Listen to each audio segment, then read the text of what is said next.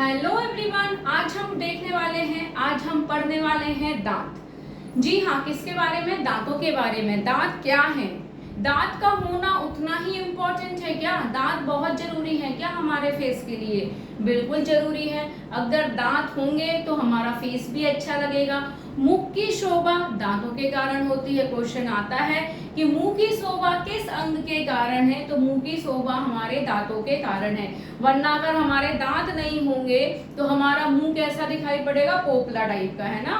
जैसे मान लीजिए किसी के दांत झड़ जाते हैं तो उसका मुंह कैसा पतला सा हो जाता है। तो हमारा जो स्ट्रक्चर है, हमारा जो फेस है, हमारा जो शेप है मुंह का, वो किस अंग के कारण है? दांतों के कारण है।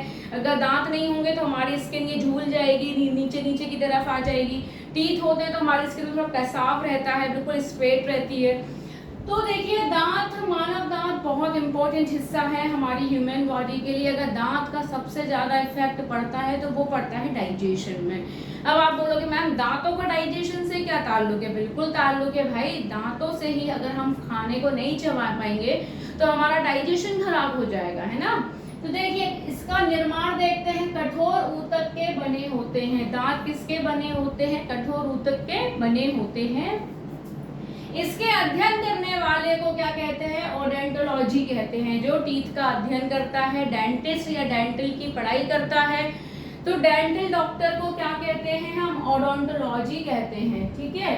दांतों का सबसे ज्यादा क्षति पहुंचती है। अगर दांत सबसे ज्यादा खराब होते हैं तो फ्लोरीन गैस के कारण होते हैं। किस गैस के कारण होते हैं? दांत अगर सबसे ज्यादा खराब होंगे तो फ्लोरीन गैस के कारण होते हैं। फ्लोरीन से दांत झड़ जाते हैं। अगर फ्लोरीन का ज्यादा क्वांटिटी में यूज किया जाए तो उससे हमारे दांत झड़ जाते हैं, टूट जाते हैं, गिर जाते हैं। तो देखिए, दांत एक बहुत महत्वपूर्ण हिस्सा है हमारे ह्यूमन बॉडी के लिए, और दांतों से ही मुंह की शोभा होती है। दांत एक कठोर ऊतक के बने होते हैं। दांतों का अध्ययन करने वाले को ओडोंटोलॉजी कहते हैं। क्या कहते हैं? ओडोंटोलॉजी कहते हैं।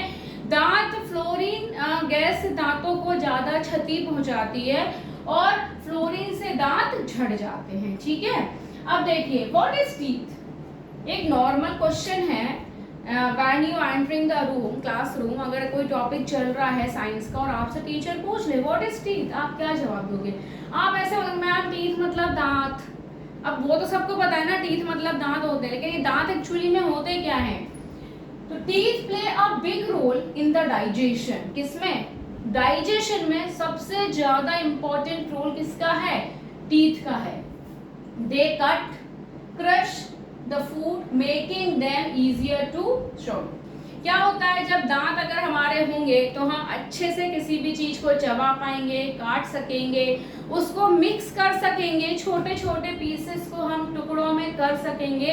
हमारे सलाइवा से खाना स्वेल हो जाएगा, थोड़ा सा फूल जाएगा और आराम से हमारी बॉडी के अंदर चला जाएगा और डाइजेशन शुरू हो जाएगा उसका, है ना।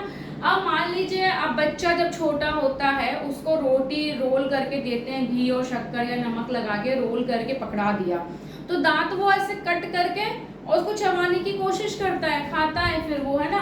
तो ये दांत क्या काम करते हैं? They cut, crush food, making them easier to swallow। फिर देखिए, दांत की भी परतें होती हैं। एक इंटरनल लेयर होती है और एक आउटर लेयर होती है।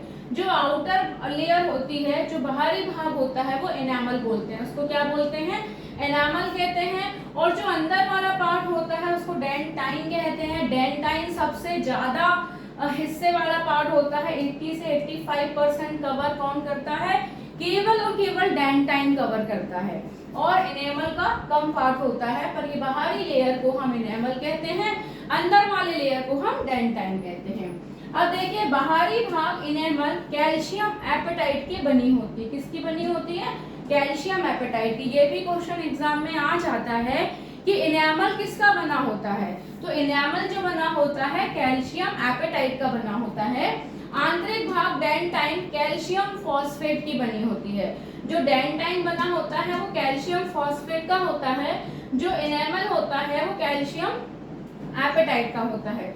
अब ये कैल्शियम तो ठीक है, ये फॉस्फेट और एपेटाइट क्या है? देखिए, जो फॉस्फेट के ही छोटे छोटे टुकड़े होते हैं उसी को हम एपेटाइट कहते हैं। समझ में आया? जो कैल्शियम फॉस्फेट के छोटे छोटे से टुकड़े पीसेस होते हैं उन्हीं को हम क्या कहते हैं, एपेटाइट कहते हैं। तो ये इसी का क्या हो गया, फॉर्म हो गया एक तरीके का। अब हमारे जो दांत होते हैं वो दो बार आते हैं। पहले को हम क्या कहते हैं, डाइफोडेंट कहते हैं। डाई मतलब दांत दो बार आते हैं। जब एक दूध के दांत होते हैं जो छोटे बच्चों के 3-4 साल से निकलना शुरू हो जाते हैं, 12-13 साल तक टूट जाते हैं। तो डाइफोडेंट की जो संख्या होती है, दूध के दांत की संख्या होती है 20। कितनी होती है, दूध के दांत की संख्या होती है 20। अगर क्वेश्चन आ जाए जीवन काल में कितने दांत होते हैं, जीवन काल में दांतों की संख्या बताइए। वैसे दांत होते हैं 32 और दूध के दांत हो गए 20। अगर टोटल काउंटिंग पूछी जाएगी तो हमारे जीवन काल में 52 टीथ होते हैं। जो छोटे से लेकर बड़े तक जो होते हैं वो टोटल 52 टीथ होते हैं। तो आई होप आपको समझ में आया होगा कि दांत एक्चुअली में क्या होते हैं, व्हाट इज टीथ। तो टीथ का क्या होता है, teeth play are important role in the digestion, they cut and chewing the food and brushing also. Okay, और इसके आउटर लेयर को हम एनेमल कहते हैं, इंटरनल लेयर को हम डेंटाइन कहते हैं।